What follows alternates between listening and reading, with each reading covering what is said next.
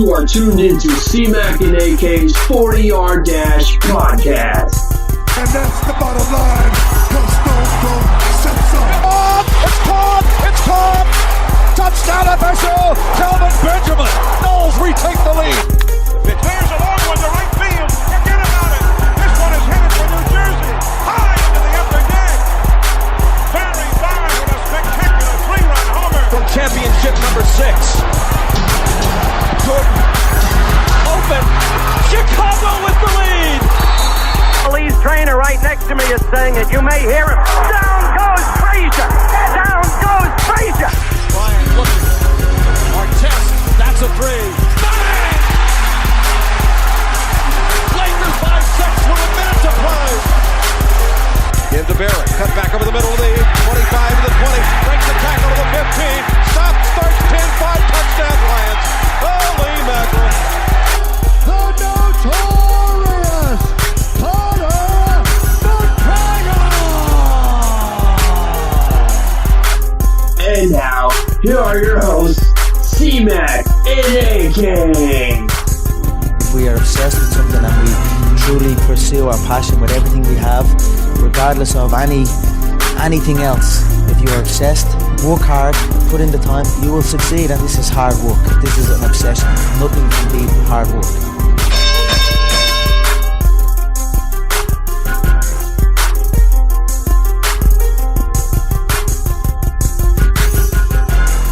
It's the most wonderful time of the year.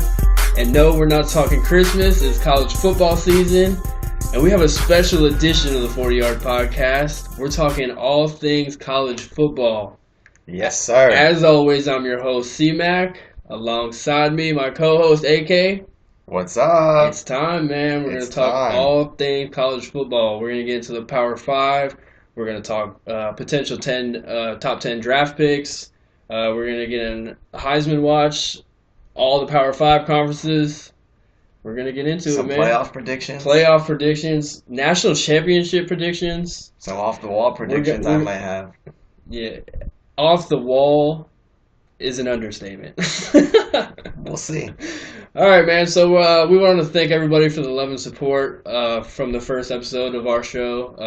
Nothing but love, shares, likes, man. We appreciate it. Everybody who clicked play just to watch our video and hear us, we got nothing but good feedback. I got recognized in the store from this on somebody's Facebook scrolling down their timeline. They're seeing it and recognized me at the store. Kind of weird. Hey, you're that CMAC guy. You got a sports show, man? Yeah. Shout out to the person listening now to get help. Yeah. Hopefully you're into college football, man. Because we're about to get into everything. We're going to dissect and get into things. So we're going to start off now by getting into the Heisman watch. Pretty much we've got a top 5 Heisman watch for each of us. I mean, I have some honorable mentions. But I'll let AK start off with this. Man, just go ahead and get into your Heisman watches. Yeah, I got some sleepers, Everyone else has the same guys over and over. I got 2 running backs, Royce Freeman from Oregon. 2 years ago he was a stud. They had a lot of issues there last year, but 2 years ago he had 1,800 yards, 17 touchdowns, and he's healthy again now too. And that offense, it's easy to move the ball. Willie Taggart comes over from USF. He's a good coach. Good man. offensive coach. I mean, look what he did last year. Right. And the Pac-12's defense, it's not very strong anywhere you go. So they can move the ball. And I got Nick Chubb for Georgia. After this year, he's probably going to be the second leading rusher all time in the SEC. I feel like he's been there for 8 years. Yeah. I feel like Nick Chubb's just been there forever. He's been hanging around. And he got through that gruesome knee injury he had. It's terrible. That was horrible. And, he doesn't have to play every down. They have Sony Michel and a bunch of other running backs as well. So I think he's going to have a great year. Then I just got some quarterbacks. Drake Browning, Washington. Pretty much he was 6th last year in the Heisman, 3,400 yards. You can't really go wrong with him. Same thing, Pac-12. They're going to move the ball. Then I got your boy from Florida State, DeAndre. DeAndre, what's up, boy? I see you out there. Hey, as a freshman, he balled out, Sometimes he was a little inconsistent, held onto the ball a little bit long, but dude was a freshman. Right. I mean, he balled out as a freshman, so he's only going to improve, just like Jameis. Right. I mean, look what Jameis always got better. And I know the big question for me with Florida State and their offense is the offensive line. Last year he took a beating. I mean, he showed toughness through all that, but he took a beating. I think he's got to use his, make a little more plays with his legs. He's capable, and he only had like 150 rushing yards last year. If he even stepped into 300-400 yards, it makes a big difference. Number one, everyone's number one, I think, Sam Darnold. I mean, can you go wrong there? No, 9-1 as a starter. 31 touchdowns, 3,100 yards. I mean, didn't even play a whole season. No. Came in week 3 or 4. Max Brown was struggling. If he plays all year, they go to the national title game. National title. Right? That Rose Bowl game, it was up there with me for the Boise State and Oklahoma a few years back. I think it was the Fiesta Bowl. Amazing game. Yeah. What about you? So me, I'm going to mention some honorable mentions that didn't really make my top 5. Darius Geis is my first outside top 5. Same. Amazing running back. I Just agree. A beast. I got Jake Browning with Washington. It's the year of the quarterbacks. Yeah. If you look, there's this could be the best quarterback class coming out in a long time. I mean, there's stacked. Right, they're stacked with quarterbacks. I got Josh Rosen, quarterback UCLA. Love Josh Rosen. I'm big on him. Right, he had a couple of injuries last season, but just a phenomenal quarterback. Top 5 projected quarterback for the draft. You mentioned him earlier, DeAndre Francois. Got some weapons. Auden Tate, Nitrous Murray. I mean, that he's going to have a breakout year. You seen what he did in the Orange Bowl. 2 touchdowns, 180-something yards. I saw. Right. Michigan, take that loss.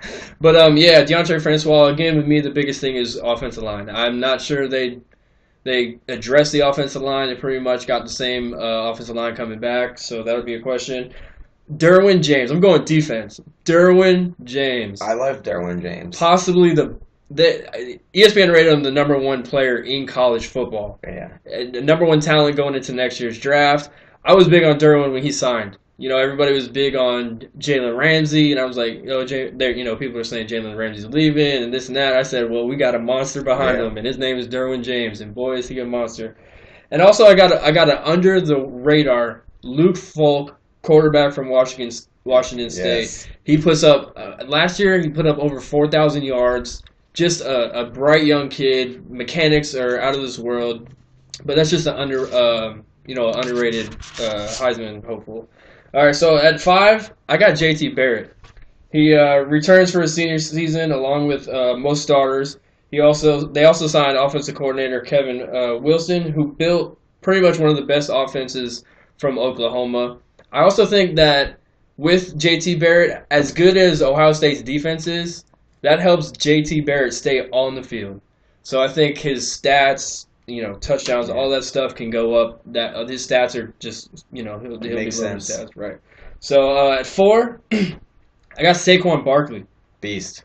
Best running back in college football. My opinion, best running back. Last year in the Rose Bowl, he rushed for 194 yards and 2 touchdowns. He rushed for almost 1,500 yards last year and 18 touchdowns in the season. I mean, dynamic vision, speed, footwork, elusiveness. He's got it all. Next up, I got at number 3, Baker Mayfield, right? Almost 4,000 yards throwing last year, 40 touchdowns, man. He finished 3rd in last year's Heisman race, and he broke Russell Wilson's efficiency record. Unbelievable quarterback. They bring back 3 receivers. They lose Joe Mixon, but offensive line, one of the best in the country. I don't see how. And I'm not sure anyone in the Big 12 knows how to play a lick of defense. I mean, honestly, does anybody know how to play defense? Exactly. The Big 12, it's not very stacked. I think it's a 2-team race. We'll get in that. But at number 2, I call him Mike Vick 2.0. Lamar Action Jackson, 3,500 yards passing, 30 touchdowns, rushed for another 21 scores, won the Heisman. He's a human highlight reel, man. When I was a kid, Vic was everything. Yeah. Lamar Jackson has that. If honest to me, sitting in the pocket, he's a little bit more accurate. He doesn't really have that deep ball that Vic did, but he's just elusive, man. He just reminds me of everything of Mike Vick. If I was going to a college game besides the Florida State game, obviously, I'm paying money to see Lamar Jackson back there and slinging the ball and running. And at number 1, it's a given. Sam Darnold. He didn't play the whole season last year. He came in around week 3 or 4. He had 3,000 yards and 31 touchdowns. Led USC to the Rose Bowl victory over Penn State, where he threw for 450 yards and 5 touchdowns. Insane. And he is projected to be, if he comes out, the number 1 pick in the draft. So I hope the New York Jets are ready for him because that's where he might go. hopefully the Niners can tank a little bit and give us I would love Sam Darnold to be a quarterback for the Niners, but we'll see how that goes. All right, so my top 10, I think we probably actually have a lot of the same in the top 10. So some of the names I'll just go over quickly. We've already talked about a lot of them. So Sam Darnold, can't go wrong there. No, he's giving. If he comes out, he's going 1. Barkley, running back, Penn State. He's easily, I think, a top 5, top 10 pick. Easy. Yeah, I'd say top 10. Josh Allen, Wyoming.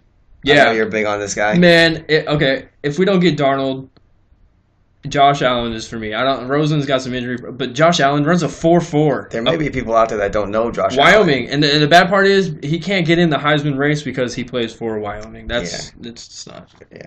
Yeah. I got Ridley from Alabama, receiver. I think the guy's a stud. Teams always jump up and take a receiver, and so I figure, in my eyes, he's the best in the country. Derwin James, as you mentioned, I love him. I don't want the Lions to have a top 10 pick, obviously, but if we could somehow maneuver a trade or something and get this guy, I think he's like a Charles Woodson game changer on defense. Freak. He can play linebacker, he can play corner, he can play safety. He's a freak of nature. They were saying even he's impressive, on ball skills, but this guy can rush the quarterback. I mean, he's going to rack up some sacks for you guys this year. Right. He's a beast. Josh Rosen, I know you touched on him earlier. Mm-hmm. I'm a huge fan of his. Right. I personally think that could be your quarterback in the future, honestly. I also think that he's the best pure pocket passer coming out of college. Injuries, man. Yeah. He was injured last year. Some bad luck. Right, bad luck too. I'd like to see him healthy all year and see what he does. Right. Arden Key, defensive end, LSU. Nasty. Dude had 12 sacks last year. Dude, I mean, even if he duplicates that, that's amazing for college. He's easily a top 10 pick, I think. Darius Grice. Yeah. I love the guy. I honestly think he could be better than Leonard Fournette. Honestly. I love Fournette, but... LSU, people down in LSU are saying that Darius Guice is a better running back than Fournette. Yeah. I mean, Fournette went out last year, and you can tell. Guice hopped in. And I think Guice had like 1,300 yards rushing. Smashed. And he didn't start all the time, so that's crazy. Right. Mike, help me out here. McGlinchey. McGinchey. Yeah. Tackle. Yeah, Notre Dame. Big hog up front. Yeah. The guys like this always go early. It's always hard to tell, though. Especially if a team has a young quarterback. Yeah, it's hard to project these guys because you never know. Yeah. And then I just got your boy McFadden, cornerback, Tavares. FSU. I'm big. He had 8 picks last year. I know, he got burned a little bit. Yeah, he got torched in the league. But I mean, who torched him? The Heisman Trophy winner. Yeah, exactly. So You're right. 8 picks though. I mean, that's impressive. So I don't know. You? All right, so I'm not ranking these from 1 to 10 because obviously because teams, it's going to be on team needs when it comes to draft time. So I'm just going to go down. At 10, I got Connor Williams, big brute at offensive tackle from Texas, monster. That dude is run you right over. Doesn't matter. Saquon Barkley, you mentioned, running back, Penn State. We've already gotten into him. Amazing running back. I got Harold Landry, outside linebacker from Boston College. Monster. You can put him in the Mike's position, leadership, speed. He brings all of that. Boston College produces linebackers, too. They do. And this guy is a monster. I got Christian Wilkins, defensive lineman from Clemson. Beast. Defensive line. Let's see who else I got. I got Minka Fitzpatrick, cornerback at Alabama. I like him set up better than McFadden. Yeah. He's a good cover one-on-one corner. Tavares kind of scares me from time to time. If that deep ball goes up on his side, I'm hoping he knocks it down. I'm not sure. Minka Fitzpatrick, 9 times out of 10 is going to knock that ball down. I got Josh Allen, Wyoming. Like we said earlier, runs a 4.4. He could end up being the number 1 pick. I know we're not ranking, but he could go number 1. We don't even know if Darnold's coming out. Yeah, exactly. Right. So, I mean, he's like I said, if we can't get Darnold and the Niners, dude, give me Josh Allen in San Francisco. I got Derwin James. Obviously, teams really don't take safeties. Jamal Adams got taken top 5. Most teams don't take safeties in the top 5. Jamal Adams What last a year. game changer. But Derwin James, I could see him going top 3. And that's unheard of. Let's see who else I got. I got Josh Rosen, of course, UCLA. Arden Key. I think he's in a my top 3 prospect. Yeah. He's a monster coming off the edge. And at 1, of course, if Sam Darnold comes out, we're going to go with Sam Darnold. I could see Arden Key. You never know. Like, if a team that has a quarterback, someone gets hurt and a decent team has the number 1 pick, you never know. I mean, this guy could. You never know. Right, you see that with Mario Williams, last Myles year. Garrett. Yeah. Yep. You never know. It's going to be interesting to see how these guys pan out. Yeah, so we're going to get into some big impact, the biggest impact of leaving players who, left last season and went to the NFL. I'm going to start with this, and Stanford, Christian McCaffrey. I mean, did everything. Running back, receiver in the slot, punt return, kick return. Everything. I mean, everything. I think losing him, he got drafted by Carolina in the first round. Losing him, that loses a hole. You got a big hole, in offense. But they do have a good backup running back in Love who can come in. He won't be as, he's not as experienced and he's not as talented as Christian McCaffrey, but, they got a good guy in the back. And also, I got Jabril Peppers.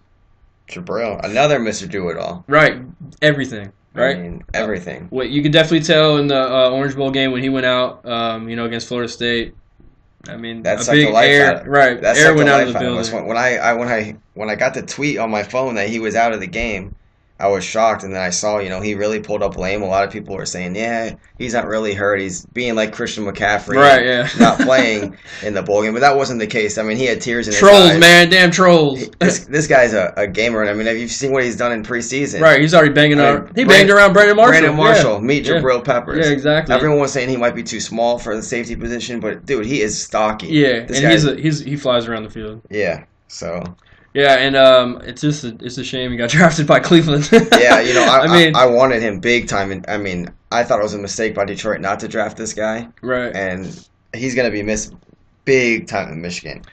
A guy I got on offense is Deshaun Watson. I mean, I know that they're still stacked in Clemson, but dude, Deshaun Watson, the national title game, they're not national champs without Deshaun Watson. No, their quarterbacks played, I think, I don't remember what it was, 22 minutes or something like that last year, something like that. Yeah, I mean, Deshaun Watson, he's going to be starting in Houston at the end of the year in this NFL year, and Deshaun Watson, big guy to replace. Right. I also had them I had them as well, but I had them more of a team aspect. You lose Mike Williams, you lose Tay Scott, you lose Deshaun. That's I don't know. You can't overcome that, I don't think, in the ACC. So we'll see how that goes. At least not offensively. Their defense, I think, is still really. Yeah, their defense is top 10, maybe top 5. Right. They have some tough games to play. That's going to be hard to overcome. Right. Our next, we're going to get into the biggest impact from a freshman coming in. For me, I got 2. Both running backs, both ranked, in their recruiting class back to back. One, Florida State, Cam Akers. Amazing running back. Beast. I honestly think we have Jacquez Patrick right now starting. I honestly think if Cam Akers, which I think he will, as the season goes along, he gets that bigger role, I think he has a chance to break Dalvin's freshman record. Let me make this prediction now. Cam Akers has more rushing yards week 1 against Bama. Yeah, I really think so. Because, you know what? Out of all the Florida State running backs? I think so, okay, because this guy's going to come in and he's just going to – I feel like he could break one. He's going to be rested. He comes in maybe if Alabama's been on the field for a few minutes and you put this guy in. This guy's a stud, man. Yeah, he's elusive. He's on my list too. So right. I also got a player from Alabama, Najee Harris, running back, recruit out of California. He was ranked right behind Cam Akers in the recruiting class. Absolute monster. He's compared to Adrian Peterson. Yeah. There's been talks that he's a bigger body, massive guy. They're saying he's as elusive as Barry Sanders in that big of a body. He is. That's the comparison. I mean, his high school highlight reel is unreal. And one more guy I got is Jeffrey Okudor, cornerback from Ohio State. He's the 15th overall prospect coming in. Ohio State lost a bunch of people on defense, and he's going to probably be playing week 1 starting in. I mean, he's going to have time to shine. I think he'll be good in that role. I also got one more guy, Donovan Peoples-Jones. Michigan lost both their starting receivers, so a combined 1,300 yards, 9 touchdowns. The kid's 6'3", 190. He shined in the Under Armour game that was on a few months ago. Enrolled early, has been every day practicing, great kid, and I think he's going to be a stud right away for us. Yeah, I agree. We're gonna get into also who is gonna be your favorite player to watch in this upcoming season? If you had to take one out of all the amazing talent, I mean, quarterbacks is a studded quarterbacks, man. It's ridiculous. Who would be your favorite player to watch this year? I've got one on offense and one on defense, and the defensive one, we probably could agree on this. It's Derwin James. Yeah. I mean, I know we keep saying Derwin James Monster. like we have man crush on him, but I kind of do. I mean, this guy is a stud, dude. I mean, Yeah. I understand. I know he was hurt last year. I mean, if you guys have him all year, Yeah, if you see him in the spring game, how he flies around he doesn't care if you're his teammate. Reckless abandon. He's smashing wide receivers, tight ends. He don't care. He's out there smashing everybody. I mean, I know he's bigger, but I mean, a Troy Polamalu type guy just is. I mean, he's everywhere on the He's field just at so all fast, times. man. Yeah. Vision, right? Anyone for you? What Yeah, do you want to watch? If I'm like I said earlier, if I'm paying a ticket, right, $200. Yep. Besides seeing Florida State and Tallahassee, it's Lamar Jackson. Feet, elusiveness, throwing. He makes plays that look easy. Ridiculous plays look easy, like it's Madden. If I'm paying any kind of money, I'm going to see Lamar Action Jackson. And if he goes to the NFL, I might get his jersey.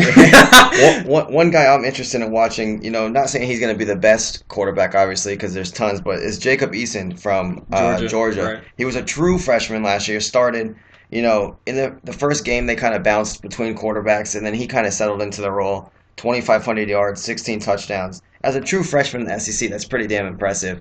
I mean, so Jalen Hurts was impressive too, but Eason, he's a number one recruit out of college. I mean, out of high school, and this guy's got arm talent out of this world. So, and the crazy thing is their backup Jake Fromm. Jake Fromm's a beast. He could really start over Jacob Eason, but it's Jacob Eason's job to lose at this point. So we'll see. I don't think he'll lose it. I don't think he loses it. No. All right, so that's some of our breakdown on some of the college players you need to know about. Like I said, our goal for this college football preview is to pretty much give everybody's information. You get the common NFL guy who watches football on Sundays. Yeah. You're at the barbershop, you're talking. People start talking college football. I hear it all the time. I don't really watch college football. They're crazy. I don't.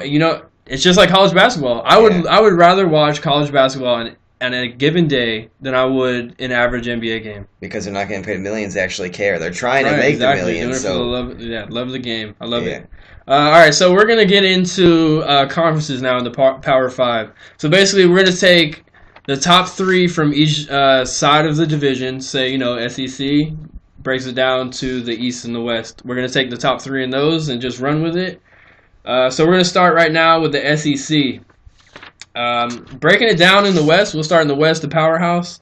From number 3, I got LSU. Number 2, I think Auburn, man. They have the player that has could be the biggest X factor of the SEC. And that one, of course, no shock. Alabama won. I don't see them getting knocked off this year. They lose a lot of talent. You lose Cam Robinson, O.J. Howard, Jonathan Allen, Marlon Humphrey, Reuben Foster. But Bama does what they always do, and that's reload.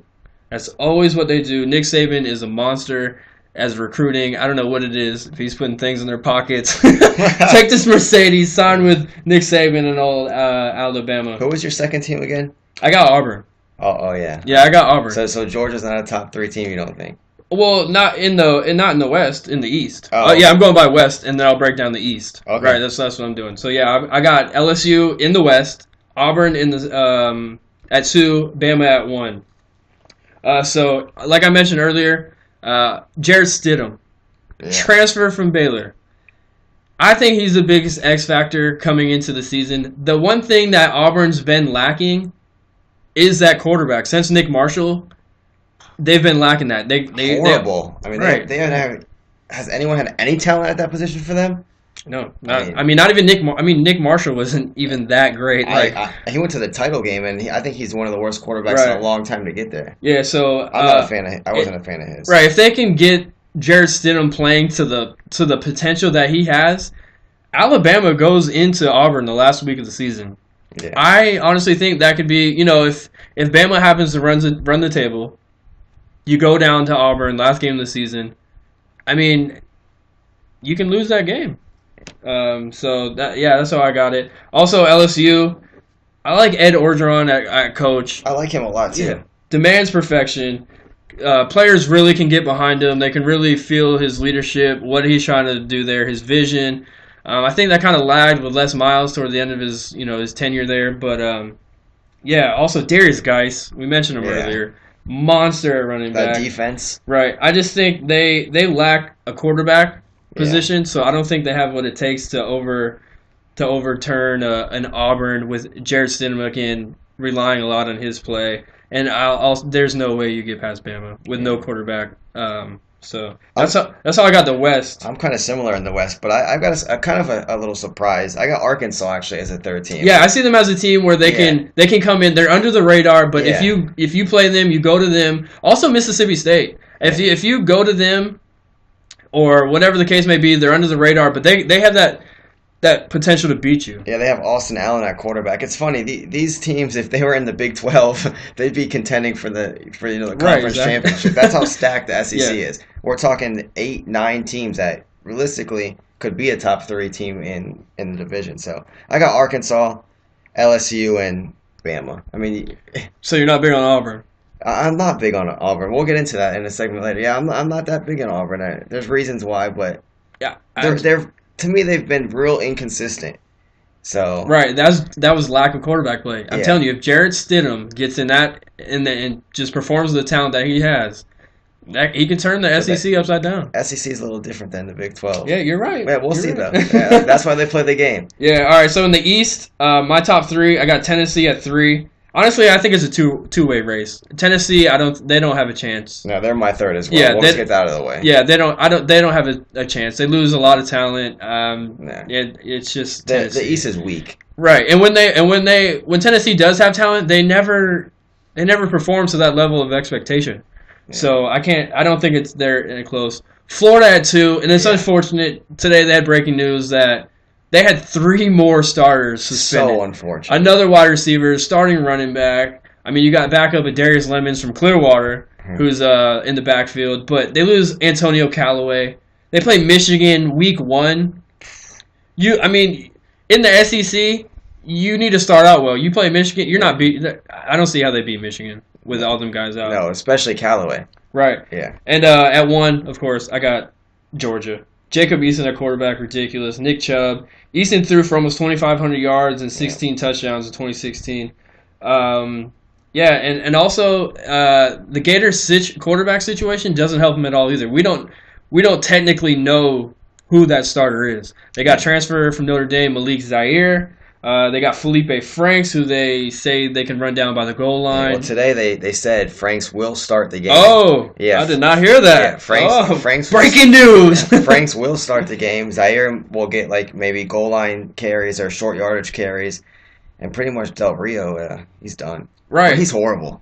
Yeah. So and they're still calling for Luke Del Rio, who's there. Gator fans, you just really don't know what's going on. And I don't really like the Felipe Franks starting. I think Malik Zaire is the more polished quarterback. I think especially in the atmosphere. Right. Michigan travels well. So it's going to be at least 50-50, probably more Michigan fans than Florida fans. And that front 7, we're going to throw pressure at him all day. Right, exactly. I think Malik Zaire is a better quarterback, sits in the pocket, more accurate.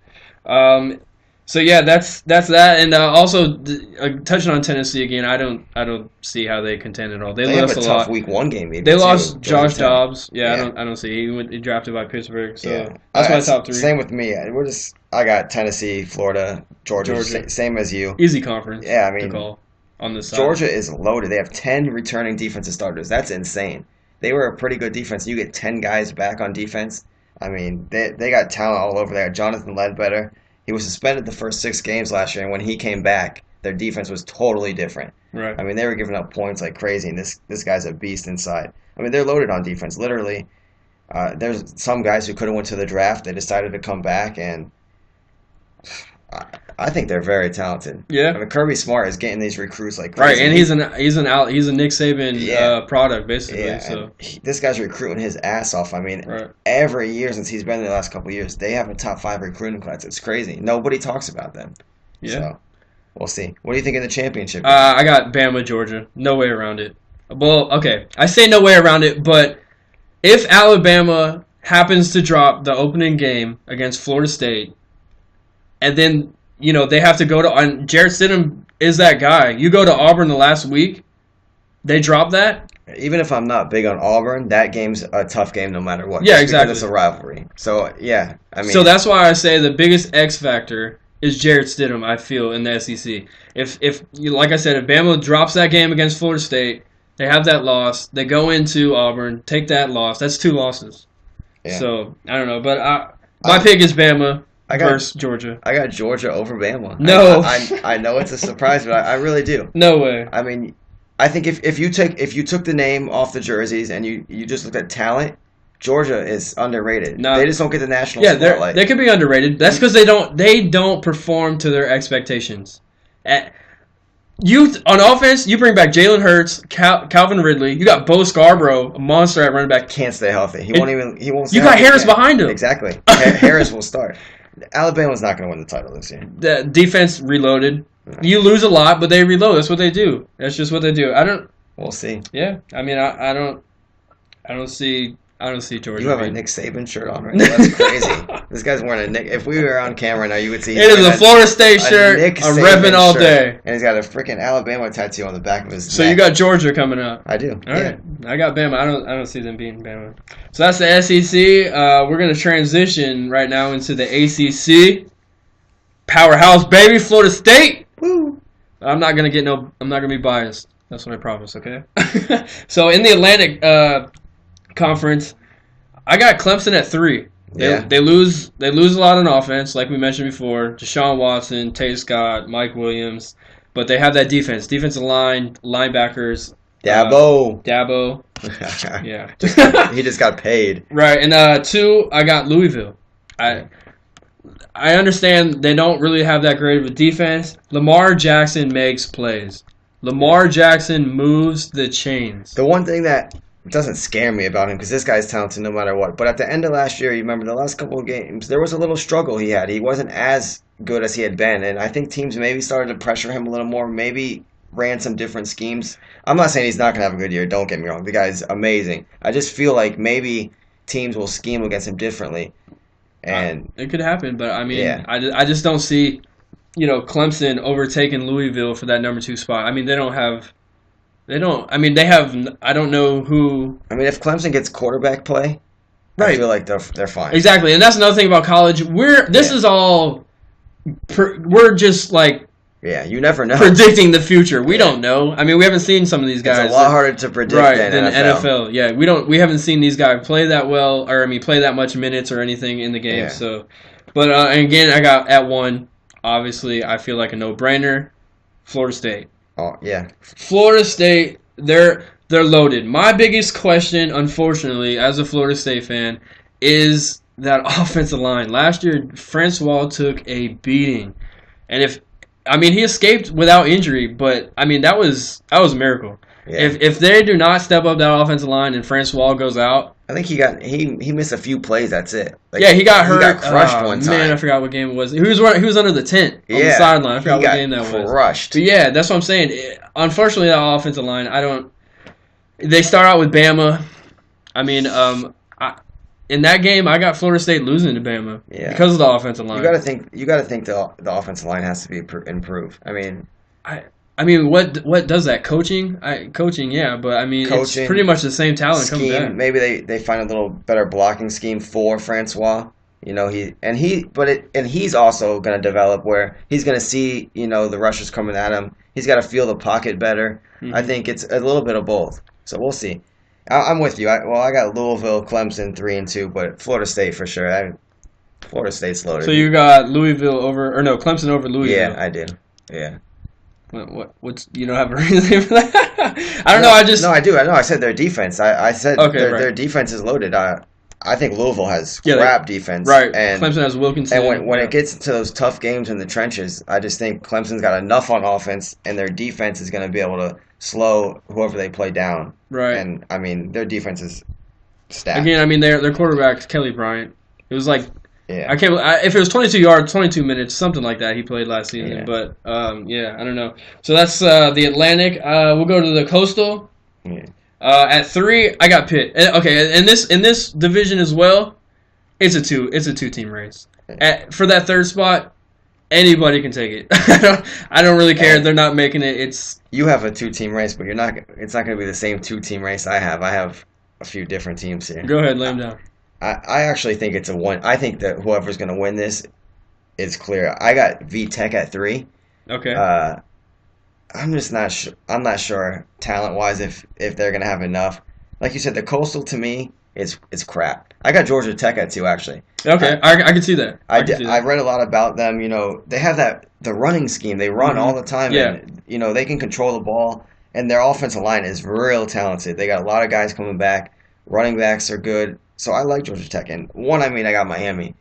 Yeah, me too. I'm big on Miami. Their freshman quarterback, Nkosi Peters, or Perry, I'm sorry. Yeah. This guy, I mean, he's going to be special, I think. And Miami's second year under Mark Richt, they were pretty good last year. I know they lose Brad Kaya on the Detroit Lions. Shout out, Brad.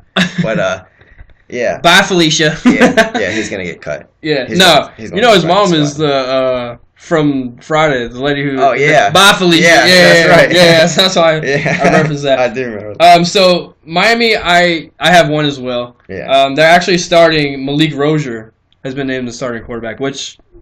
From Miami? Yeah, from Miami. Oh, wow. Yeah, so I'm pretty high on Malik Rozier. He's not that talented. He's a good quarterback to get them along. Yeah. Mark Richt, as a Knowles fan, I knew as soon as he got signed that Miami could slowly but surely get back to their old ways. Yeah. Unfortunately. But, yeah, I like Miami. I don't see any way around it. I got Virginia Tech at 2. Wide receiver Cam Phillips. Yeah. Massive offensive target. They seem to always be there. Right. The only question for me at Virginia Tech is the quarterback. It's an unknown quarterback. I take Miami that quarterback situation. Even if you have Virginia Tech at 2, though, they're probably an 8-win team. Right. Right? Mm-hmm.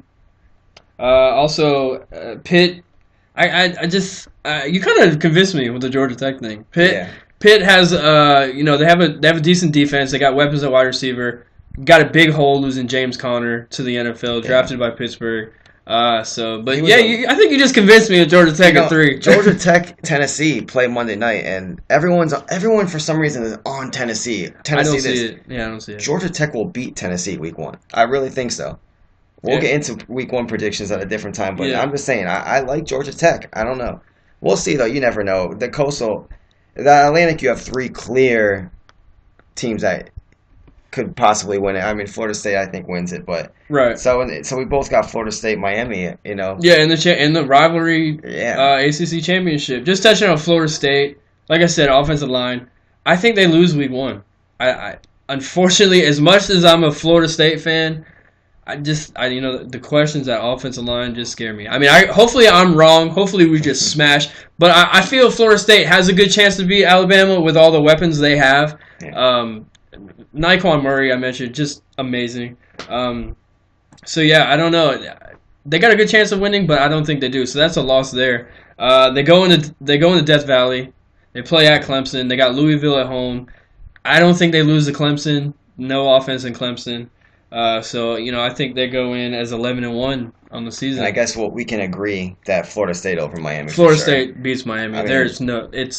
I don't think it'll be close. I personally think the first game they play in the regular season will be closer than the championship. Yeah, no, I don't think it's close. Miami is not ready yet. I don't see any way. Where's that game in the regular season? In Florida State? It's in Miami. Oh, it is. It's in Miami. Yeah, that's what I thought. That's why I think that. Oh wait, no.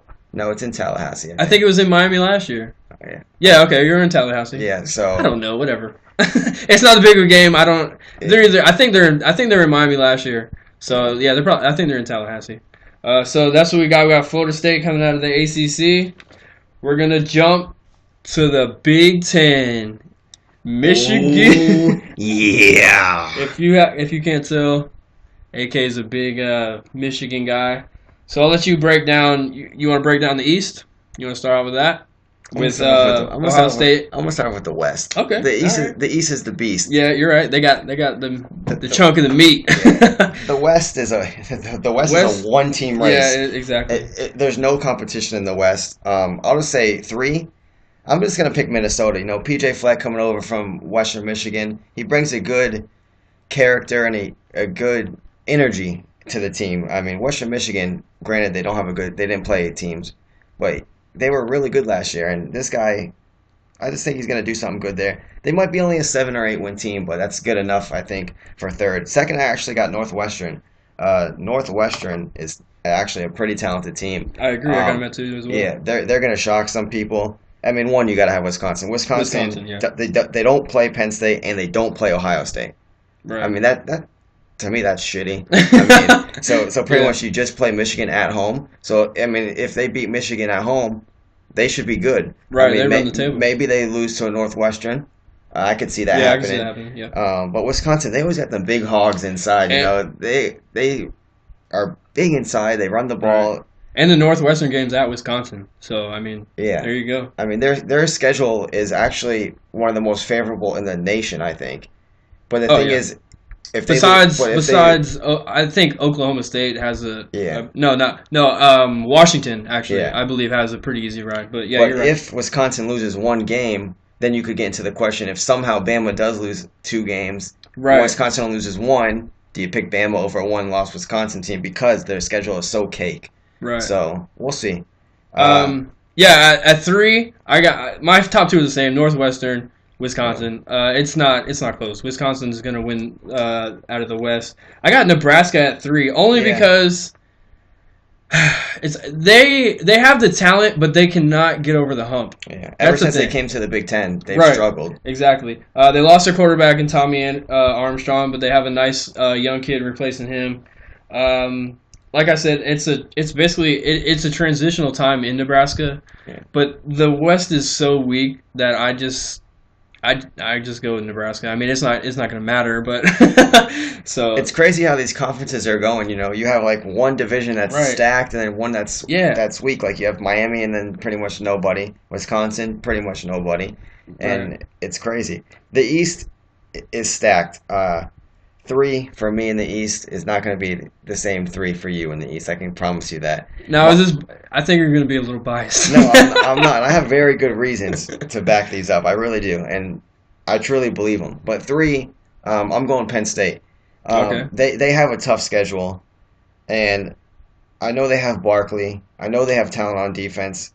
I just feel like McSorley is an underrated quarterback. I'm not going to lie. McSorley has the tools. You can see that in the Rose Bowl game against a pretty good USC defense. McSorley, people are kind of down on him. I don't understand why. I'm actually a big Trace McSorley guy. So so I have them 3. Let's see who's your 3rd. Let's go. I got Michigan 3. Yeah, I figured that. You lose 14 to 17 players, right? Yeah. Spite.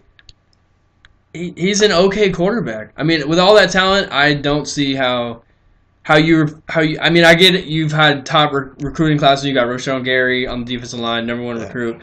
I don't see how you replace Solomon, the top 2 defensive recruits from the last 2 years. I don't see how you. I don't see how you. But I know we lost 10 defensive starters, but the thing is, last year we literally played 18 deep. They showed the plays. It wasn't like guys were like starting 90% of the plays. We substituted a lot, which a lot of people don't see or know unless you really follow. But Penn State and Ohio State, their season, Ohio State is bringing back a lot of guys. But there's somebody on Ohio State I'm not sold on. They're my 2 team, by the way, in the East, Ohio State. And there's one guy I'm not sold on. So you got Michigan at 1. Yeah, dude. Biased. Not biased. Biased. We'll see. Yeah. That's why we're going to be 1-0. What are you going to be at when you start the season? Hey, who knows? Florida State will be 1-0. You played Florida, who's half their team suspended. It's all right. It's Congrats. Not my fault. Hey, that's not our fault. They got scared and they got suspended. Lay off the weed. They wouldn't even do that. What they were doing is they were getting stuff. It was like merchandise from school store or something like that. 2 guys just got suspended. Yeah, and then they were trying to resell it. Pay these players, man. Pay these players. All these boosters make all this money off these damn players and their names, And they're eating ramen noodles on a daily basis. Yeah. I mean, pay these dudes. I'm not saying all of them. You know, stars, I'm sure they get their kind of money. But you take an average Joe, you know, who's a 3-star recruit. I mean... But still, the kid's got to be smarter. Yeah, That's no, what it comes I down. understand. But, Yeah, man, I know what you're saying. But number 2, I actually got Ohio State, though, for real. I'm not a huge JT Barrett fan. I know he's talented. He puts the numbers up. But last year, he averaged like 6 yards a pass, which is super low. And, I mean, obviously Ohio State, Urban Meyer, isn't his biggest fan because he didn't even start him before. When they had Cardell Jones, Jones was a starter. right. I mean, Barrett's been through a lot. And I know he's a good kid. You hear all the stories, what he's been through, Army family, blah, blah, blah, blah. But I just feel like they also lost a lot on their secondary. A lot on their They secondary. lost a lot. I honestly think Penn State could be better than Ohio State. For some reason, I just do this. I don't. That Ohio State's defense, I get it. They lost a lot of the secondary. Yeah. That front seven, what they do scheme-wise is unheard of. They have one of the best front sevens. People are saying all time. I'm saying at least the past 15 years. Their defense front seven is ridiculous. And that's why I have them at 1. Yeah. JT Barrett, you know, Heisman hopeful. Like I said earlier, the defense keeps him on the field, puts stats, gives him chances. They got a great offensive line. But all them guys are coming back. They're not losing anybody. You know, like they lose Malik Hooker and Marshawn Lattimore. Yeah. But like I said, they have one of the best defensive lines, started by Nick Bosa. Nick is projected right now to be drafted or to be a better talent than his brother Joey Bosa, Yeah. who was a high top first-round pick. Can't exactly remember where he went. It was like 5, 6, something like that. Yeah, he was a beast for the Chargers when he finally played last year. Right. You got Paris Campbell at wide receiver and punt return. Dynamic. Can do it all. And then, you know, Penn State. Trace McSorley, like I said. You got Saquon Barkley. McSorley threw for 3,500 yards last season and 29 touchdowns. With the amount of... You lose Jabril Peppers, you're all around on defense, it hurts. I think that defense, yes, they have talent. They're not seasoned. Again, this is predictions because we don't actually know, but I'm just saying if you go in with the seasoned Saquon Barkley and a McSorley on offense, I don't think Michigan has what it takes to stop them. You know, Michigan last year got back into old Michigan football. You know, for years, that's when we struggled. We got away. We were ground and pound again last year, Harbaugh style. And I think that's Michigan ball and it's working. But one guy name that probably majority of the people listening don't know, and I'm not sure if you even know, our defensive coordinator, his name's Don Brown, and it's his second year with us. And actually, we signed him to a big $1 million contract, which is big for coordinators. Yeah, okay. And we got him from Boston College. And actually, Boston College, when he was there 2 years ago, Boston College had the number 1 ranked college football defense, yards-wise, which that Harbaugh saw that, took him, and last year our defense was good. We struggled on offense last year, to be honest. Yeah, Spite scares me. He's an average quarterback to me. I mean, Yeah. Harbaugh's the guru. Yeah, He's a quarterback guru, but if you look at Spite from week 1 last year to the end, I mean, he had a shoulder injury near the end, so it was a little tough. Right. But the one thing that got him against that Ohio State game was pressure. And this year, Ohio State's pressure is going to be turned up a notch. They have a system where it's called a jack linebacker. Yeah. You're taking 4 defensive ends and putting another one at a linebacker, calling it a jack linebacker.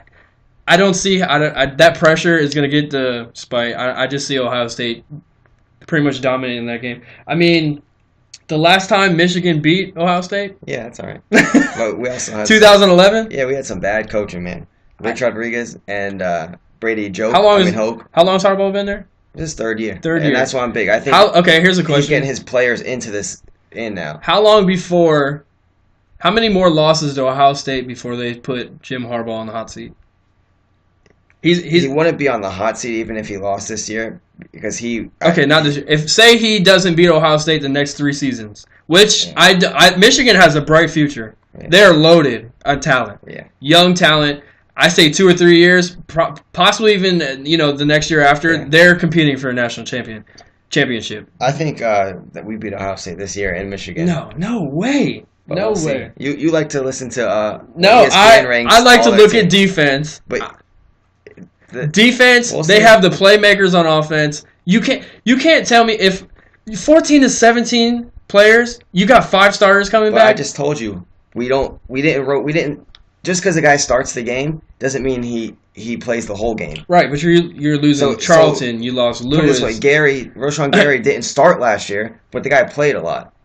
So he's not considered a starter, but he's back. So right, well they had those numbers are Charlton and stuff. I don't see. There's no way. I don't see Michigan beating Penn State or Ohio State. So obviously you clearly have Ohio State winning the Big Ten. Easily. I said they run the table.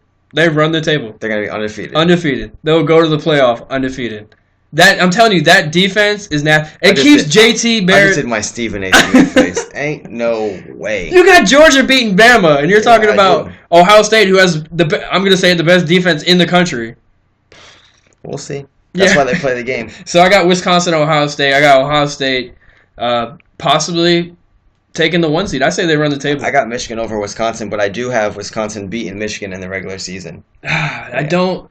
Because I don't see Wisconsin beating. I mean, they got Alex Hornibrook. We go to Wisconsin, and it's the week before we play Ohio State, so it's a trap game for Michigan. With the defenses that you lost, Alex Hornibrook at quarterback for Wisconsin, he's not that great. Yeah. I think y'all take advantage of that. But you got to college football, especially. I don't know if it happens in the ACC, but these night games in the Big Ten are crazy. Yeah, it's a different atmosphere. Yeah, I believe. And Camp Randall is crazy loud, and I just feel like it's a trap game. If we had Indiana after the game, maybe we don't look forward, because I feel like it's going to be Michigan, Ohio State to see who goes to the Big Ten championship.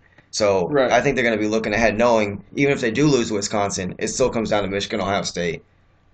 That's how I feel, because I don't think we're going to have a loss until we play Wisconsin. I get it, atmospheres, whatnot, but it's all about the players on the field. Talent, I get it. You play a big game the week before you come back, you're a little sluggish, if you will. That's why these neutral field games are so different. Like week 1, Florida State, right. Alabama. You think, if this game's in Florida State easily wins. You think it's 50-50, or does Alabama or Florida State have more fans there? It's in Atlanta, new stadium, Mercedes-Benz Dome. Alabama fans are crazy. Not saying you guys aren't good fans, but Alabama, they don't have a sports team, like a pro team. Right. This is all they have. Florida has so many teams, and you have Gator fans, Florida fans. Yeah. I mean, you have Alabama, Auburn, but Alabama way outweighs. Yeah. Honestly, I think it'll be 50-50. Florida State travels amazing. And it's not far. Right, yeah, and it's not that far. So, but that stadium, Mercedes-Benz Dome, that crap is insane. That roof does a spiral to close and open. It's like the most...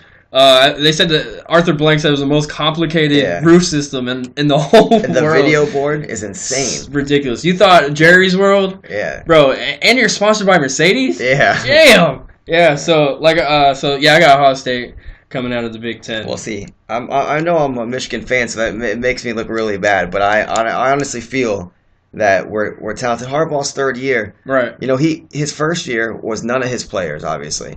And he won 10 wins. Last year, we win 10 games. Not to make an excuse, but Spate hurt his collarbone. Mm-hmm. We had O'Korn play. O'Korn was the shittiest and the worst quarterback you've ever seen in your life. I don't know if you remember him playing last year. I mean, it was an absolute joke. We didn't want to throw the ball at all. Spate came back against Ohio State, but he struggled. But he was still hurt. You remember he was taking hits, and every time he took a hit, he was grabbing that arm. So. Yeah. And I mean, y'all had a chance to win that game, if I'm not mistaken, last year. Exactly. Was it a referee call? I believe it was, or a first down, or something like that. That wasn't called right, where you guys lost the game. I mean, but you guys had those Jabril Peppers, Taco Charlton, Jordan Lewis, Jake Butt's gone. Yeah, you know what I mean. We have Ian Bunting, who I'm big on, but Jake Butt was. But here's my thing: if we talk about Clemson losing all these guys, but I still think Clemson's there. We had them. Well, you had them. You don't have them winning the ACC. You got Michigan winning. Florida State's more talented, and Ohio State isn't as talented as Florida State. Is that what you're saying? No, that's not what I'm saying. But I just think that it's going to come matchups. Ohio State's going to have no losses. Okay, Ohio State. I'll give you they have no losses, but so even if we have the one loss to Wisconsin, all we got to do is beat them to get to the Big Ten championship. That big house is going to be shaking like crazy. It's always shaking. It's shook, but 2011 is the last time y'all beat them. That's okay. All right, let's get out of the Big Ten, man. I know you're fired up and you're ready to go. But we're next conference. We're gonna get into the Pac-12. For me, I'm gonna start in the South. Yeah. Good with you? All right, cool. 3. I'm gonna start at 1. Obviously, US. Okay. obviously it's USC in the South. We'll get into the whole I conference. think they might win by 2 games in the South. Yeah, UCLA, you got Josh Rosen. Like I said, he's kind of fragile. I don't want to say fragile, but he just seems to be hurt quite often. Injury prone. Right, exactly. I mean, USC's got Sam Darnold coming back, possible Heisman winner, possible #1 pick. Great defense. The pass rush has to be better. Don't get me wrong. You lose Juju Schuster. Yeah. You lose Adoree Jackson to Tennessee at corner. But you step in Amon Marshall. Amazing corner. It can be a shutdown corner. Steps right in. You also got Ronald Jones Jr. at running back. Deontay Burnett, wide receiver. And then you step into UCLA. We mentioned Josh Rosen. He's not fragile.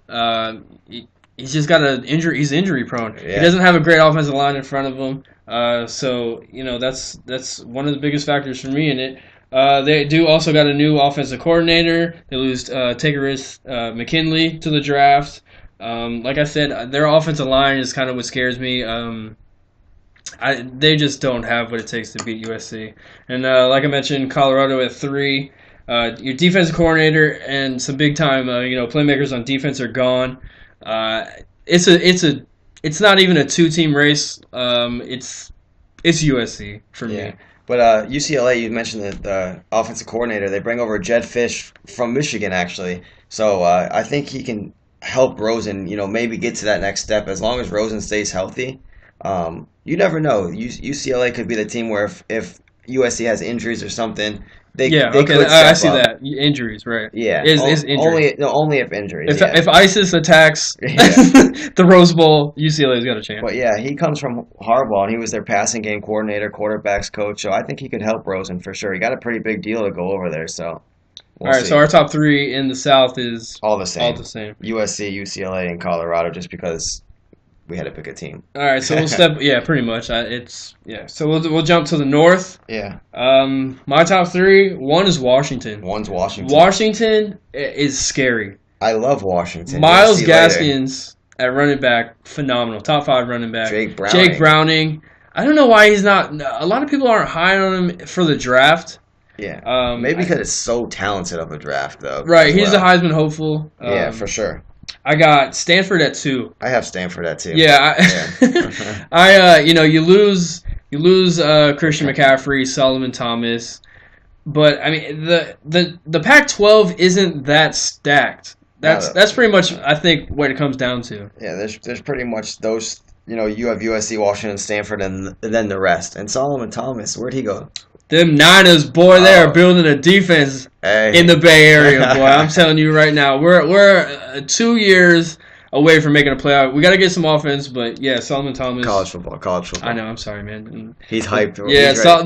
After watching that game, that is a big a big loss for Stanford. Huge. I mean, both sides. He was almost the #1 pick. I mean, for a while they were saying he would be the #1 pick in the draft, and then it kind of just changed for whatever reason. Miles Garrett's a beast. Yeah. And then 3, I mean, I'll say I have Oregon. Me too. I got the same top 3. Yeah. I mean, Willie Taggart coming over. And you never know. Oregon could be a team where they could get up to 2, I think. You just never know. It was so weird seeing Oregon struggle last year. For I mean, 10 years now they've been this high-powered offense and they dominate, but they have, like I said, Royce Freeman, and I'm huge on this guy, and I think if they stay healthy, right, and they got 2 big time receivers coming back. Willie Taggart is very underrated. Yeah. I mean, as a head coach, I mean, look what he did last year with USF. Quentin Flowers is a star now. We'll get into that. We can't talk about them because they're not in a power conference, but later in Get out of here. Get out of here. Later in one of our segments, we'll talk about USF. And yeah, so, Oregon's got 2 star receivers coming back, Carrington and Charles. Carrington is a beast, right? Royce Freeman. Yeah. He's a great running back. So, yeah, I got Pac-12 championship, USC, Washington. This to me Same. is going to be the toughest, I believe, championship game. I got USC beating Washington. The only sole reason is because of Sam Darnold. USC has a great defense. Washington, mad playmakers, big name guys. Miles Gaskin at running back. Yeah. But Sam Darnold, I don't see. I see it coming down to a shootout. I don't see Jake Browning beating Sam Darnold in a shootout. But I think their running back game is it's true. that but could be that USC second. has the better defense. Yeah. USC I believe, has an underrated defense, not really talked about. I mean, they're talked about, but they're not up there with, I say, Ohio State. So I think their defense, can make some plays, turnovers, to give Sam Darnold the ball more, to just, put up points. I got Washington over USC in the Pac-12 championship. I honestly, I can see it. I mean, Washington went to the playoffs last year, and actually last year I was like, this Washington team, they don't impress me. But reading more about them, and we don't see a lot of them out here. They're in the West Coast, and they sometimes play at 10 o'clock at night, or you just don't get a lot of the press. So it's hard. It's harder to cover these teams until you do more research. And I'm impressed. But like you said, Browning to me is a stud. Yeah, he's a Heisman hopeful. I mean, Chris Peterson, head coach, came from TCU. I mean, TCU, he brought them on the map pretty much. And so I'm big amazing on him. offense brought over. We'll see. I think it's going to be fun when those, because they don't play in the regular season. That could be a playoff game. That's the thing. Pretty much. I think it is. I'm not saying that I'm saying it is a playoff game. I'm not saying it's going to happen. Obviously not. Yeah. But that is a playoff type game. We can debate and disagree on the Big Ten, but when we top talk to bottom Pac-12, it's hard to argue that the experts aren't right on this, because it's those two. The Big Ten, you have so much talent that you never know what could happen. People could be anyone any day. I don't see Oregon. It's not Oregon State isn't going to beat a Washington. There's no chance. But you never know. You could see an upset like in Iowa. Coming up like last year, they upset Michigan. You could see in Iowa pull an upset in the Big Ten. And again, that goes by conferences. The Big Ten is far better, talented-wise, compared to the Pac-12. Yeah, you're not going to see an upset like that in the Pac-12, and that's why I think. I mean, if we were betting men, Washington USC is easily. Oh, easily, yeah. But that is the most exciting championship game. I feel. I mean, the other ones. I think they'll both will maybe have a stumble where they'll each probably be like 11-1. No, I got USC running the table, 12-0, straight to the. Lately in college football, teams haven't been running the table. Yeah, that's why it's so hard for me to predict somebody running the table. I'm so high on Sam Darnold. You're high. You're a good guy. If I could roll him in a swisher, light him up, I would smoke him. I mean, I'm just so high on Sam Darnold. Watching him, Max Brown was the starter last year for USC. Laid an egg, right? Yeah. You bring in this guy, Sam Darnold. Unbelievable. The Rose Bowl is one I will carry with me until I'm an old man watching them play against Penn State. Amazing Rose Bowl game. Shootout, if you ever heard of one. Yeah, I mean, that shootout in every sense of the word. Yeah. So I got USC running the table in the Pac-12. AK's got Washington. Like I said, I could see it. Washington is talented, top to bottom. Yeah. But I just give them the edge with Sam Darnold. Woo! Big 12. All right, so Big we're gonna 12. So in my eyes, this is the worst conference by far. They finally added a championship game, the Big 12. It's the top two teams in the division. They're not lining like a East, West, South, North. They're not gonna do any of that. It's the top two teams in the division. My top three. Yeah. Obviously, Oklahoma. I have Oklahoma at 1. I got Oklahoma State at 2, and I have Texas at 3. Yeah, I didn't even pick a third. Honestly, I just picked the two that would play. I think I picked Texas because of Tom Herman. Yeah, I'm a believer in Tom Herman. I like Tom Herman, but Texas has been so putrid lately. Right. But I love him too. So you don't know, they might be right there. But I think Charlie Strong got a bad deal at Texas. Yeah. It didn't get enough time. I mean, lost with players he didn't get. Mac Brown was horrible there. And you know what that reminds me of? Is Bobby Bowden. Yeah. Right? Bobby Bowden, older, great coach. Yeah. He kind of lingered around. Fell off with the recruiting. But does Tom Herman become that Jimbo Fisher? Yeah, eventually, You know what I mean? I think. This year, I think it's hard this year. Yeah, no. These aren't even his guys, Yeah, really. so I could see them. I mean, even if they won, what, 4 games last year, I think 4. So if they win 8, though, it's good. Yeah, I mean, yeah, it's a victory, and I think they will. Especially with guys that he's not recruited. Yeah. He's going in. But I mean, 1 and 2, you got to say Oklahoma, Baker Mayfield, Unbelievable. they're stud. But the quarterback for Oklahoma State now, Mason Rudolph, another Heisman hopeful. This guy for sure is a Heisman hopeful, Agreed. and Mason Rudolph's talented, man. Both these teams are loaded. They both have receivers, even though they lost talent. They reload on offense. I mean, neither one has defense really.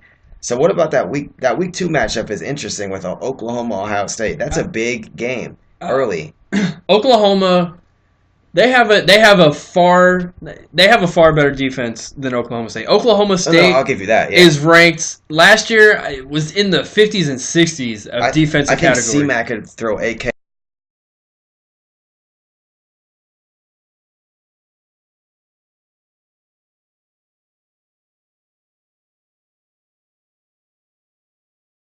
A touchdown pass for sure against that defense. I mean, me and you would hook up for an 80-yard score. Yeah, that defense, just terrible, honestly. Terrible. That's just terrible. Yeah, Oklahoma won. Baker Mayfield, Heisman hopeful, crazy stats last year.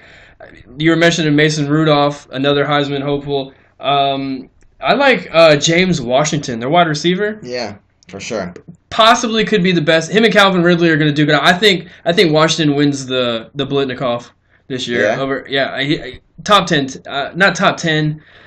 Wide receiver wise, he's right there with Calvin Ridley. I don't think he goes top 10, he's maybe get top more 20. Chances than Ridley, right? For Yeah, sure. exactly. So honestly, Oklahoma State is overrated to me. Yeah. Huge. They come in at 10. Yeah. With that defense, defense is horrible. The Big 12. I don't think they're gonna get it. I don't think they're gonna get a team in the playoffs again. We're stuttering a lot in this division. This conference is just terrible. It's a one team show for me. And I don't think they get anyone in the playoffs again this year. Do you? I guess we're gonna get into that. I honestly I don't have them in the playoffs. I don't either. I mean, it's just not enough talent. I mean, unless you have to run the table and be undefeated to get there. Right, and I got Oklahoma going 11-1. They lose to Ohio State. Oklahoma at Oklahoma State. Again, Baker Mayfield's going to shred that defense. You're not. That's a given. It could win the Heisman for him. Yeah. I mean, 8 touchdowns, 6,000 yards. Yeah. So that's our breakdowns of each Power 5 conference. We got a segment called Quick Hitters we're going to get into. We're going to start off with the best non-Power 5 team this year. Who might get a New Year's Day bowl, one of them big bowl games. Right. And I think we agree on this. Yeah. It's USF. Yeah, USF. I mean, hands down. USF, Quentin Flowers, they're going to run the table, I think, but it's not going to be enough. They play one Power 5 conference team, Illinois. Yeah. I think they're ranked 100. They're literally the worst team in the Big Ten. Right. I think they're ranked like 100 out of 130 FCC schools or whatever it is. So, yeah, and you get Charlie Strong, a head coach. I'm going to put it like this. If Charlie Strong had the talent that he has now at USF, if he had that at Texas, he would still be at Texas. I agree. Yeah. USF is very talented. They get some good guys. So yeah, big play receivers.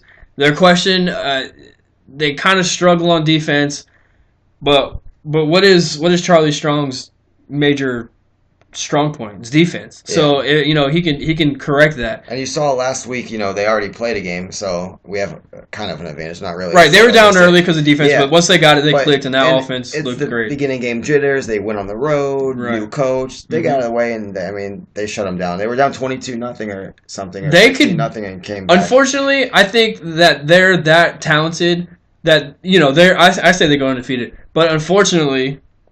I mean, they don't even play Memphis, which is bad. Yeah, they play nobody. So they'll play the conference championship game, but right, but they're not getting in a playoff. No, right. I mean, unless they killed, there's no way. Yeah, but they can get a New Year's Day 6 bowl. So shout out to the Popo. Yeah, shout out to the Popo. We recording the hood, cuz. But so the next one, Lamar Jackson, boomer bust this year. What do you think? And by boom or bust, we don't mean he's going to be a bust where he's going to have a horrible year. Just can he duplicate last year? And I just don't see him putting up that many rushing yards again. Yeah. I think they're going to try to key on him more, and I think he should be careful for his own sake if he wants to go to the NFL. That's a lot of rushing yards, 1,600 yards. Yeah. I mean, so I'm not going to. It's hard to answer this. I'm going to say, I guess, bust, just because I don't think he wins the Heisman again. If we're living up to if he's trying to live up to the expectations, or not expectations, but what he did last year, I don't think he comes close. I don't think he comes close to that. Yeah. But don't get me wrong. I'm going to say boom, because if it wasn't for Lamar Jackson, Louisville would not be in that situation. I hear you. So I'm going to say boom, because if it wasn't for Lamar Jackson, then nobody's talking about Louisville. So what about next? We're gonna go best offense in the country. Who do you got for your best offense? Oklahoma. Yeah. I get it with Darnold. They have some question marks at running back, whatever. But Oklahoma with Baker Mayfield, that offensive line, best offensive line in the country. The only reason I actually, it was out of the team I picked in Oklahoma. The only reason I swayed away is kind of a weird late coaching change. And Bob Stoops retired. I mean, and abruptly, and I understand, the offensive coordinator who's a stud is now that coach, and I kind of wonder how that's going to affect. Yeah, he's not. I agree. So that's the only question mark for me with them. Right. I went Washington. We've talked about them enough. Yeah. Myles Gaskins, Jake Browning, Levon Coleman, and they have a great receiving corps, Dante Pettis. So I'm going to go Washington. We're big on Washington, obviously, but we can't go wrong. Washington, Oklahoma, both good picks. Yeah, Oklahoma, they bring back Orlando Brown at tackle, and All-American. 3 starters coming back on the interior line. Great receiving corps with Mark Andrews and Jeff Badette and Jeffrey Mead. They got a little question at running back, but again, Baker Mayfield in 2 seasons, 76 touchdowns, 7,665 yards. Insane. And he broke Russell Wilson's efficiency record, as I mentioned earlier. I just think they have the best. Let me ask you something real quick. You're huge on Oklahoma's offensive line, correct? Yeah. You're also big on Ohio State's defensive line, correct? Yes. You got to be looking forward to that matchup, dude. I mean, I think those are two big powerhouse units going against each other. The only thing that I have Ohio State winning that game because Oklahoma lacks that defense. Yeah, and it is in Columbus too, but still. But what does scare me is, like you said earlier, Malik Hooker's gone. Marlon Humphrey is gone, and you got a couple questions at corner. Don't get me wrong; they have one starter named. They kind of got a position battle for the number 2. But yeah, I have Florida State. They're talented. Derwin James, best obviously defense talking about. I've already said it throughout the whole show. You have to keep talking about Ohio State. Tavares McFadden. This might surprise you, it might not. I think he may get the burnt best once in a defense in while. the country. But again, 8 picks. That's playmaking ability. That's what you need. He did not hold up his own in the Louisville game. I was really disappointed. But one game. Yeah, the whole team. They were down. Yeah. So. And then on the defensive line, you got Derek Nottie, Josh Sweat, and Brian Burns. I mean, so you could pretty much just say I just said 5 draft picks in the first round. Josh Sweat, top 15. Right? I mean, all 5 of these guys realistically are at least top 2 rounds in the NFL draft. I agree. And then you got Charles Kelly, your defensive coordinator. The guy's from a good coaching tree. We might be talking about next year on our opening week show for college football. This guy might be a head coach. Yeah. I mean, he could be a head coach. So you never know. But yeah, I got Florida State. Right. I'm big on your boys, and I really do. I mean, after that Louisville loss was embarrassing, I feel like the defense after that played better. And we got better towards the end of the year, no doubt. And then no doubt. Another year, a lot of guys back, and you're talented. That was the thing. I knew we were going to struggle. We lost a lot of guys in the draft. We were very young. We didn't put up that great of a recruiting class because we didn't really need. Exactly. We didn't need those recruits because we already had mad talent. Like I said, I'm big on Florida State as well. As a Florida State fan, I'm just concerned about the offensive line. Yeah. So and like Ohio State, I've been talking about them all show. Yeah. So next year, who do you think comes back? Possibly next year. Who has a better chance of returning, Chip Kelly or Les Miles? Tough one. I've swayed this back. I swear to God, if we have the same thing and the same team or whatever, well, I'm running out the front door. We're not, only because I know where I think Les Miles could end up. Me too. You like the team. I think Auburn. Les Miles could go to Auburn. I mean, I know you like Auburn, but I feel like if Gus Malzahn only wins, 6 or 7 games, and Alabama kicks their ass, Right. and the boosters aren't going to be happy. And Les Miles, he's a weird guy, so he's hard to like. But I could see Les Miles there. Where could you see Les Miles? What college team could you see a weird coach going to? It's not to a weird kind of college. Not weird, but it's definitely up there in names. Tennessee? No, I'm saying Notre Dame. Brian Kelly. What he had 4 wins last year. I don't understand why people think Notre Dame's going to be anywhere decent. Oh, they won't. They won't. But people think. I mean, if you read the analysts and you read all these papers, Notre Dame. I mean, no. You take Notre Dame off NBC. Put them on Channel 3. Yeah. Nobody's watching Notre Dame this year. I just think Brian Kelly's he's done with. I feel like if he doesn't get to 8 wins this year, I think he gets fired. Have you seen Notre Dame's schedule? No, I haven't taken a look at it. They always have a hard schedule, and we can't talk about them because they won't even join a conference. Yeah, but, exactly. They play Georgia. They play at Boston College. That's not easy. Yeah, no. At Michigan State, at North Carolina. Michigan State, that's another team that just fell off. Yeah, but, I mean, still on the road against Michigan State. Yeah. Mm-hmm. At North Carolina, against USC. Loss. At Miami. At Stanford. At Miami, that's going to be... So, I mean, you're talking this... They might win 6 games again. I mean, you're not beating Stanford, you're not beating Miami, you're not beating Georgia, you're not beating USC. Notre Dame's in conference, right? No. ACC? No, or is that just basketball? Yeah, just basketball. Oh, okay. Yeah, you're right. All right. So Brian Kelly, if he gets to 8, I think even if he does get to 8, he's still getting fired. Notre Dame hurts themselves by not being in a conference because you don't get cupcakes. You're playing at Stanford and USC, but then you're playing at Michigan State. Yeah, we played them. That's why I was thinking they got added to the ACC in football as well. We play them again starting soon because they got scared and didn't want to play us once Harbaugh. Yeah, and Les Miles just took a job with Fox Sports 2 days ago. Yeah. Chip Kelly, he took he's with ESPN. Yeah. So I mean, you know how that goes. Let's just say for real quick, throw a team out there. Just say Chip Kelly decides to come back. It's not gonna be a high level team. Let me name this. Let me just give you something real quick. So USF runs the table. Right. Charlie Strong gets offered a high-profile job at a Power 5 school. Chip Kelly could go to USF. I mean, as crazy as it sounds, they have those kind of players. Yeah, that's tough. I don't know. That's tough. I'm just thinking. Right. If Charlie Strong runs the table, he's going to get money thrown. I don't know if he'll leave after 1 year. I think he's here for a purpose. He has ties to Tampa. Yeah. I think he stays.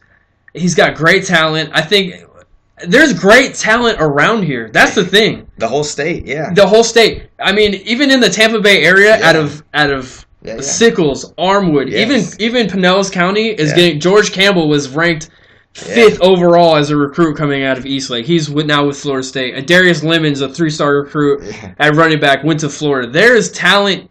Dexter McCluster went to the NFL. Yeah. First touch in the NFL, he took off for a touchdown, on a punt return. There's talent around here. I think people can embrace Charlie Strong.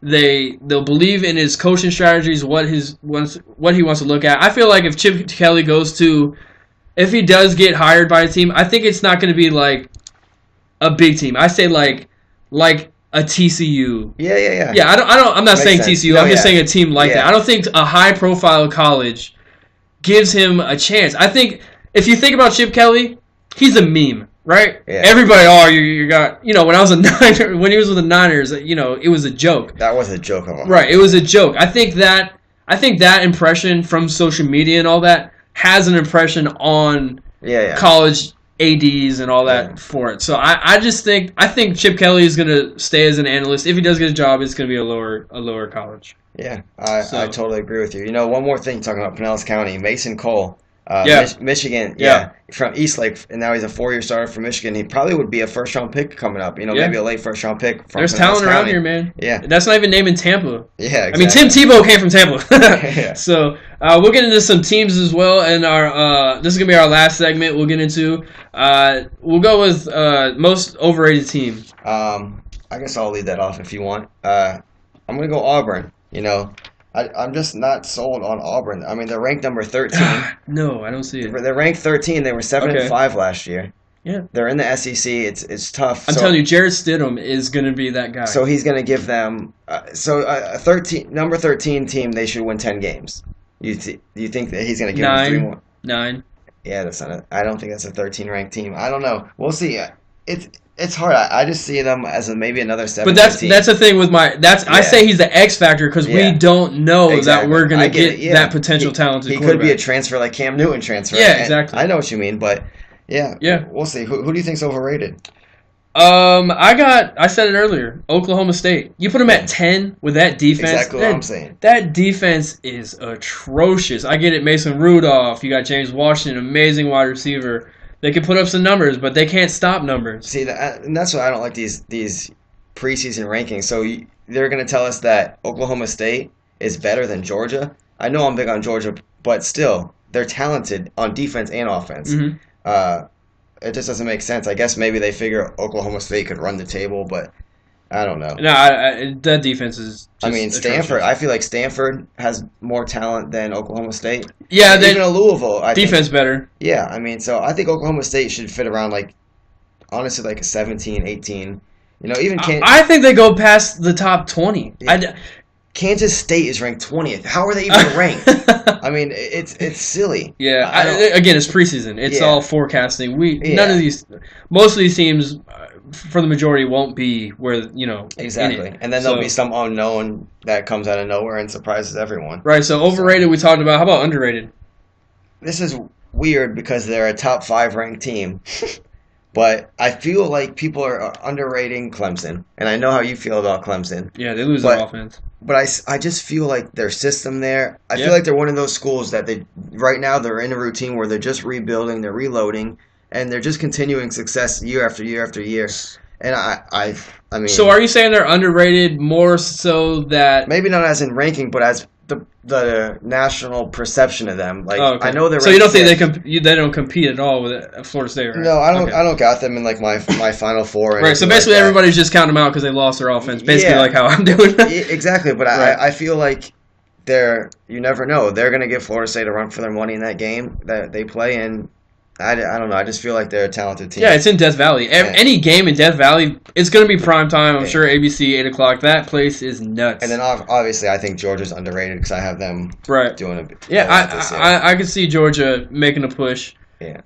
They just always somehow mess it up. Yeah, hey, you know what I mean? I get it. They always have a top recruiting class, but I'm big on teams that can run the ball and play defense. Right. Mm-hmm. And they got a good quarterback. Yeah, and we'll see. So my underrated team is your overrated team, Auburn. Yeah. Auburn. Everybody is washing the rest of the SEC out, right? Alabama's going to win it, this and that. Yeah. I'm telling you, if Stidham can be that guy, you know what I'm saying? If Florida State beats Alabama, there's one loss already, right? Oh yeah, I think they will have one loss. Right, they have one loss. At the end of the year, they go to Auburn. Yeah. I don't see them going into Auburn as long as Stidham does what he has to do and forecasts the talent that he has. I don't see. I see it as not a trap game, but I see it as a possible loss. Yeah. And there's 2 losses right there. I think Stidham is the X factor in the SEC. So that's my opinion. So we're gonna go with playoff teams. Go ahead and name your 4, man. This is tough and. A lot of people are probably going to hate on me and give us backlash. That's okay. Give us the backlash. That's why we're here, man. Listen, the top teams that are always forecasted don't always make it. I get it. And that's how I looked at it. I'm like, I'm going to go off the wall.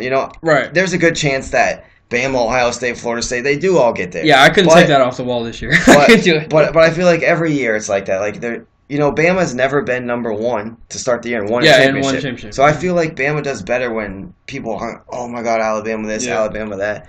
And how they lost the national title game is also tough. So I know it's not the same kind of hangover that you would have in the NFL or a pro I think it makes them more hungry, though, man. I think it makes them more hungry. They're pissed off down there in Tuscaloosa.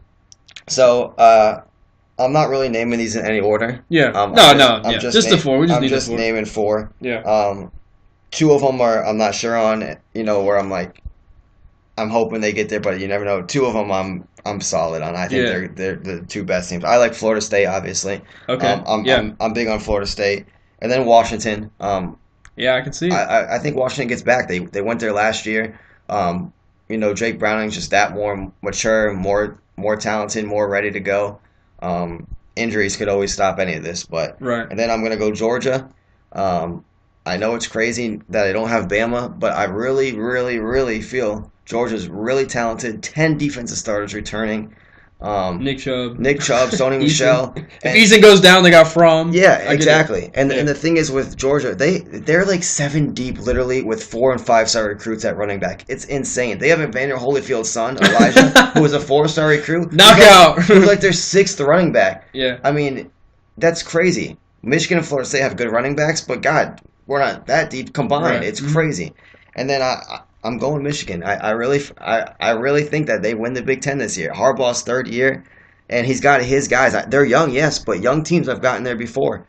They're all young kids. There's no way Michigan beats out Penn State and Ohio State. There's no way. I would put a stack that Michigan does not make the playoff. You heard it first, ladies and gents. I would put $1,000 on it that Michigan has no chance to make the playoff. No chance. We'll see. Yeah, me and Chris are gonna have to come up with a bet that if Michigan makes you still owe me a bet. So before that gets paid off, or the casino bet, we'll get into another bet. Yeah. When Florida State beat Michigan in the Orange Bowl, but no way I see Michigan period coming close to making this to the playoff. Sorry if it hurt your feelings. I don't see no hurt feelings. Anyway, it'll make it feel that much better when we get there, and I can just look at you and be like, "I told you so." Yeah. So my 4. They're the typical 4. I have Bama. Again, if the whole situation with Auburn, that could that can deroute these 4. But I go Bama. Florida State, I think they're a shoo-in. ACC not too strong. Ohio State, I see them running the table. Yeah. I just don't see anybody contending with that defense. I get it. Penn State has Saquon Barkley, McSorley I love. But that defense, like I've been saying all show, just too good. This is what makes college football so interesting. Right, we have no idea. You never know when. Right. Indiana could beat. Yeah. It's just crazy. One bad game. That's what's so good about college football. Right, and I have USC. Like I said, that's the hardest championship game. So pretty much what CMAC's saying is the top 4 teams we're just gonna skip the season, guys, because it doesn't matter. So we're gonna take the top 4. The rest of you guys. No, I'm going home. No, I'm not saying that. I'm just saying, look, Auburn has a good chance of winning the SEC and making it.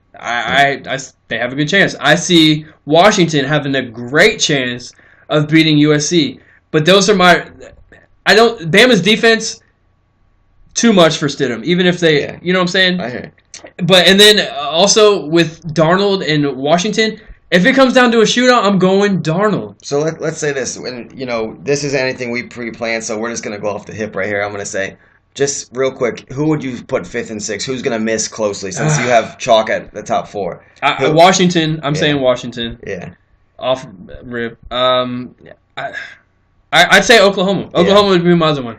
Because that conference is so whack and just easy. And they got the offense. I'm right they have an okay defense. On Oklahoma would be my 5th, and I think 6th would be Bama. I think even if Bama loses, Bama's only going to lose. I think they're going to lose week 1, and I think they're going to lose the SEC championship, and that's it. So you think USC loses twice, or because? No, I think a 2-loss Bama team, if it's how I think, against Florida State and Georgia, right, that they'll be higher than a 1-loss USC team. Yeah, okay. But I don't know. So who do you have winning the whole? Who's lifting that trophy at the end of the year? Confetti flying. I'm torn, but man, I'm on the Huskies bandwagon this year. I really am. I'm gonna go Washington. I've gone back and forth Washington, Georgia, but I just feel like Jake Browning. I gotta go Washington. Yeah, that's all there is to it. All right, I got Ohio State. Defense wins championships. My dream championship game, USC. For me as a fan of Florida State, obviously Florida State. I just have so much question at offensive line. Of course, I want Florida State to win it all. I want lift that trophy, but I don't see how Darnold versus that Ohio State defense. And then you got JT Barrett on the other side. I say it's USC and Ohio State wins because of defense. Yeah. And it gives chances for JT Barrett to, make big plays, kind of like Deshaun Watson did last year. Yeah. Clemson's defense made big plays, gave Deshaun Watson a chance at the end, and he came away and won the championship. There's always a team that's not even in close rank that who knows that Oh yeah. It's college. It's all you never know. I mean, Louisville. Maybe Lamar Jackson does outshine last year, and maybe they do run the table. Exactly. You never know. Right. I mean, with a talent like that, Louisville could be a team that just skyrockets. So you never know. I mean, listen, man, go Noles. Go blue. Yeah, go Noles. We are talented as hell. Defense, offense. All show I've been saying it. Offensive line. I mean, I could be sorely wrong. We could turn out to have the best offensive line. We run the table. Can't nobody touch us. Yeah. Exactly. I hope that happens. I'll drive around Pinellas County, blaring the war chant to Monte Carlo. Like, you know what I'm saying? So. Yeah, I think there's only going to be 2 teams that run the table. I think FSU runs the table, and I do really think if you look at Georgia's schedule, they don't play Alabama and they don't play LSU. So you take those 2 away, their 2 toughest games are against, I think, Tennessee and Mississippi State on the road. I mean, they play at Notre Dame. We just dogged Notre Dame. That's not scary. Yeah, no. They play App State week 1. No. And Appalachian State? Yeah. So I mean they play the Gators and they play at Auburn. Well, I think Gators, at Auburn Gators is probably tough. At Auburn, and then you have the rivalry game with Georgia Tech. So we'll see. I'm big on them, but who knows? That's why we do this. Well, that's another edition of the 40-Yard Dash podcast, and there it is, man. Drink it in, man. We just laid the table of information. Now all you gotta do is tuck that napkin in your shirt and pull up to the table, man. So we thank everybody for tuning in. We appreciate all the love again on social media. At 40-Yard Dash Podcast. Until next time, we'll see you. Go Noles, baby. 313, we out. Listen, thanks everyone for coming out. I love every one of you, I swear to God. I'd like to take this chance to apologize to absolutely nobody. Woo! Who made this coat? Hugo Boss, Armani, you set up broke. Hell, my life just started, Jack. Woo! And now, you and I are living the ride. Jet flying, hit stealing, wheeling dealing, son of a gun.